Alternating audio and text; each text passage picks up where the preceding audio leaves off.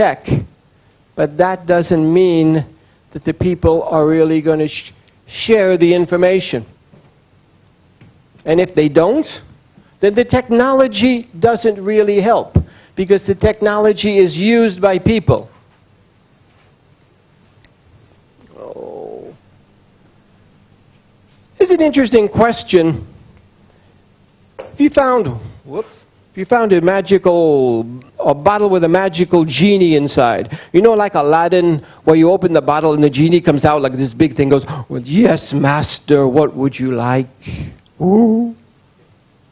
Okay, you found a bottle with one of these inside. Wow. And they gave you 3 wishes. Now, of course, you can't wish for more wishes. That's too intelligent and cute. What would you wish for? Well, I'll give you the answers.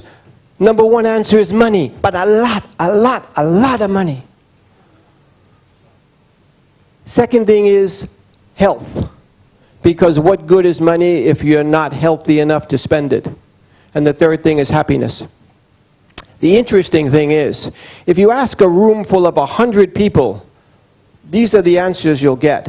But less than 5% of the people ask for this for everyone in the world. Most people ask for health, for themselves or their family. Now, this is a magical genie. The genie can do anything. You could ask for health for everyone in the world. You can wipe out cancer. You can get rid of SIDA. People don't do that. They just want good health for themselves. What good is having money if everyone has money? The only good is you have it and they don't. Really. So, really, statistically, less than 5% of the people ask for universal things. What does this mean? Well, in one sense, it means we're all selfish. We're all, I don't say selfish, but let's say self-centered. We don't share very well. We don't connect very well. Maybe the younger generation who is into connections. I'm on Facebook. Okay. Because I find it really wonderful. In Facebook, even though a lot of countries don't like it, you can send one message to everyone you know. I'm in Bangkok, I'm fine. You don't have to send 120 emails or send it to one person with a CC to everybody. It is really nice. But you have on Facebook, you accept to have friends. I have, I think, 120 friends, something like that. They're mainly colleagues and people I know. My daughters who are on Facebook have 500, 600. That's an enormous amount. That's people they don't know. The younger generation is looking to connect. The older generation is looking to put barriers of communication. We are like me in Hanoi. You come up to me, my first reaction is, uh-oh, problem, what do you want? Reaction should be, hello, I like you, you're a friend. But that's a different perspective and a different mentality. How do you get people to really work together, to connect? Well, if we look at sales management, one of the principles of sales is in order to really sell something, a person has to have confidence in you. And they have to think that you like them.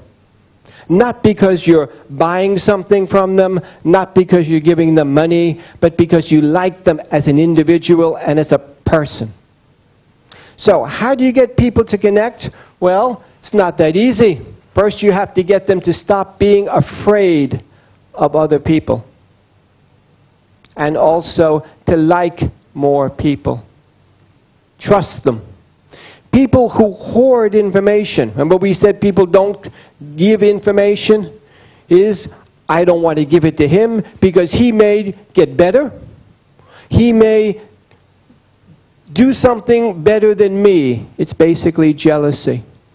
So this is human nature. Yet the world is becoming more global because the technology is forcing us.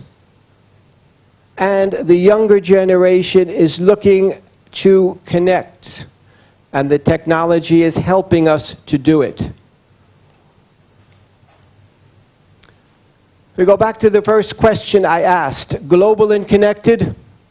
You can answer that question for yourselves. I would basically say at this point, regional and partially connected, depending on who we are, where we are, etc. Marketing in the year 2010, which is now. Oh. In industrialized countries, people see over 2,000 ads every single day. This is advertising and marketing in its largest sense and includes publicity.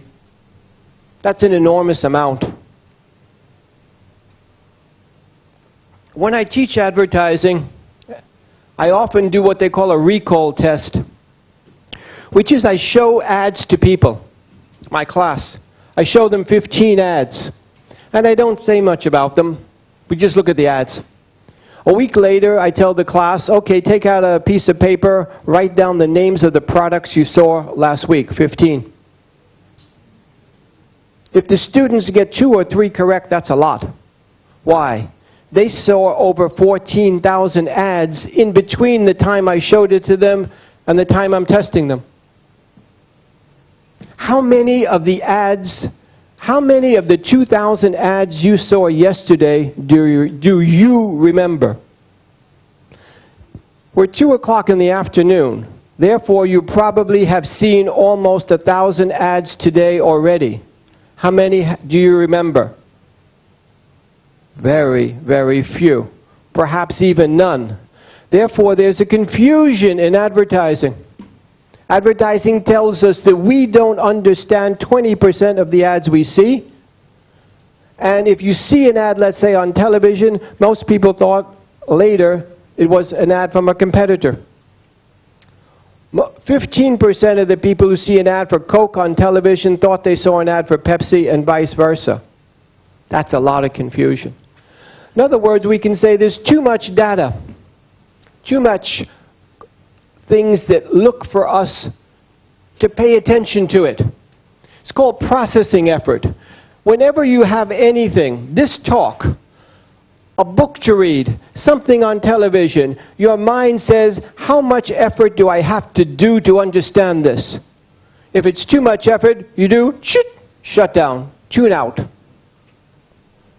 You look very often at a text. Sometimes you read it, sometimes you just look at the words. You don't want to bother to make the effort. Now, in marketing and in advertising, this is the state of affairs today.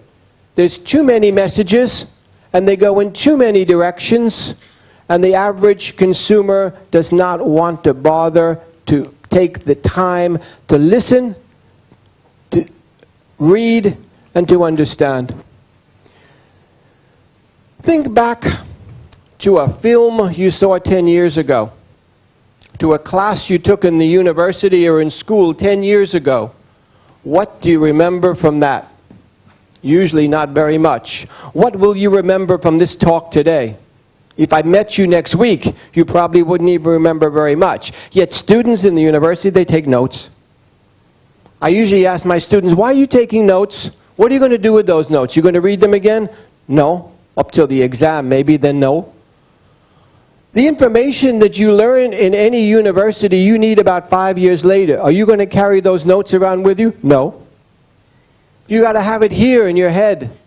And you're not going to be able to remember all the textbook. You're going to remember a couple of sentences of the textbook. That's all. The world today is an executive summary.